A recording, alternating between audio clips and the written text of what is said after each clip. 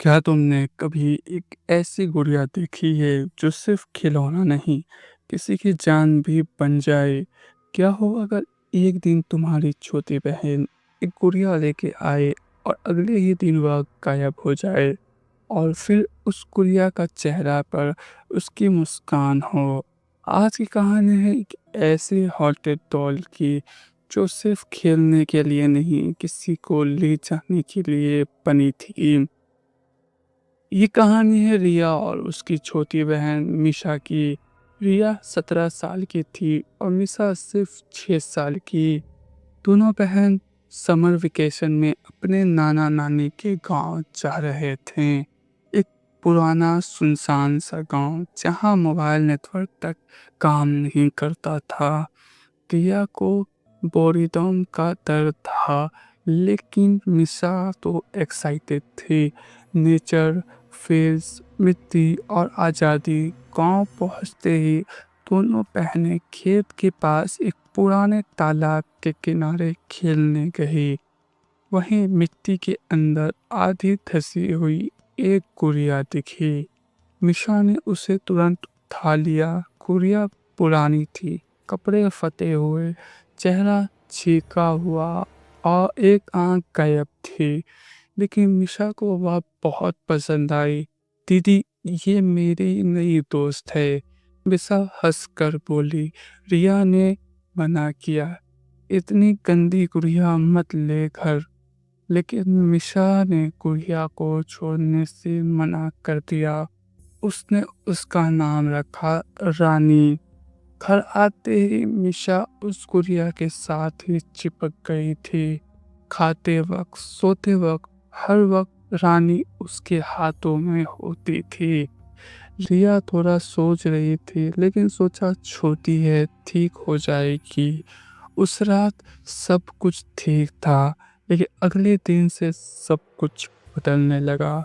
मिशा ज्यादा बात नहीं करती थी। उसकी आंखों में अजीब सी ठंडक थी। रात को नींद में कुछ बोलती रहती थी। मैं आई रानी, चलो खेलेंगे। एक रात रिया ने देखा, मिशा ने रानी को सीधा देखकर बोला, तू मुझे कब ले जाएगी? मैं रेडी हूँ।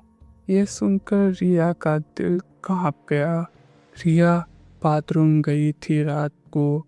वापस आई तो देखा मिशा बेड पर नहीं थी। दरवाजा खुला था। बाहर अंधेरा, सिर्फ एक छोटी सी हंसी सुनाई दी। हे। रानी को पकड़ रिया ने टॉर्च ली, बाहर भागी।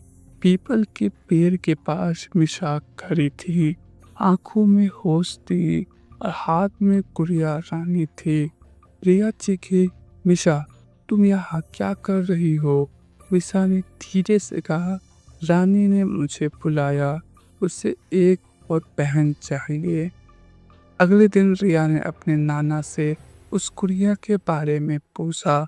नाना ने घबरा के कहा, ये डॉल पहले भी किसी लड़की को ले चुकी है। 50 साल पहले एक 6 साल की लड़की अनाया इस गांव में रहती थी। उसकी बर्थडे पे उसे एक इम्पोर्टेड गुड़िया मिली थी। वही गुड़िया रानी। अनाया उस गुड़िया से पागल थी, हर वक्त खेलती थी। लेकिन एक दिन वह लड़की गायब हो गई। तालाब के पास सिर्फ गुड़िया मिली थी और एक फोटो जिसमें अनाया किसी और लड़की के साथ थी, जिसका चेहरा हमेशा ब्लर रहता था। उसके बाद गांव वालों ने उस गुड़िया को जलाने की कोशिश की, लेकिन गुड़िया नहीं चली। तब से उसे तालाब के पास मिट्टी में दबा दिया गया। रिया के दिमाग में डर का तूफान था। उसने मिशा को शीशा से दूर रखना शुरू किया। उसने गुड़िया को एक कपड़े में लपेट के छुपाने की कोशिश की, लेकिन रानी हर जगह मिल जाती थी। कभी बेड के नीचे, कभी अलमीरा में, कभी दरवाजे के पीछे।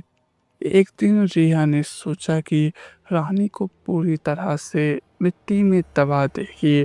उसने गुड़िया लेके रात को तालाब के पास जाकर उसे गहरी मिट्टी में दबा दिया। सुबह जब उठी तो निशा गायब थी। पूरा गांव उसे ढूंढने निकला, जंगल, तालाब, मैदान, हर जगह, लेकिन कुछ नहीं मिला। सिर्फ गुड़िया मिली, रानी, जिसके चेहरे पे अब एक मुस्कान थी और एक फोटो। उस फोटो में निशा थी किसी अनजान छोटी लड़की के साथ, और उस लड़की का चेहरा एग्जैक्टली रानी जैसा था। रिया चीख उठी, ये कैसे हो सकता है। घर वापस जाते वक्त रिया को पीपल के पेड़ के नीचे कुछ आवाजें सुनाई दी। रानी को और बहने चाहिए। उसकी सांसें थम गई थी। रिया ने ठान लिया, या तो बहन वापस लाएगी या उस गुड़िया को खत्म करेगी। उसने पुराने मंदिर के बाबा से संपर्क किया। बाबा ने कहा उस गुड़िया में किसी आत्मा का वास है। वो एक ऐसी रूह है जो हर 50 साल बाद एक नई बहन ढूंढती है। बाबा ने एक मंत्र दिया और कहा गुड़िया को उसी जगह ले जाओ जहाँ से मिली थी, और इस मंत्र के साथ मिट्टी में दबा दो। रिया ने रात के 12 बजे तालाब के किनारे जाकर मंत्र बोला।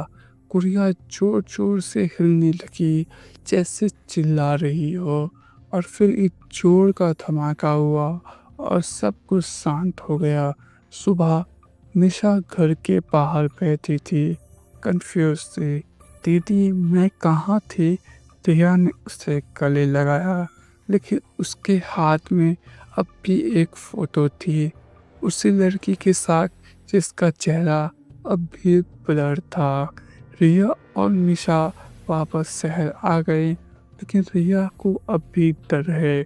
वो फोटो उसने जला दी, लेकिन फोटो जलते वक्त उसने देखा गुड़िया का चेहरा उस फोटो में हंस रहा था। शायद वह रूह अब भी कहीं है, किसी नई खेल की तलाश में। आपके आसपास कोई पुरानी गुड़िया हो तो एक बार उसकी आंखों में ज़रूर देखना। अगर आपको ये कहानी डरावनी लगी तो लाइक ज़रूर करें। ऐसे ही हॉन्टेड कहानियों के लिए चैनल को सब्सक्राइब करो, और याद रहे कुछ खिलौने सिर्फ खेलने के लिए नहीं होती।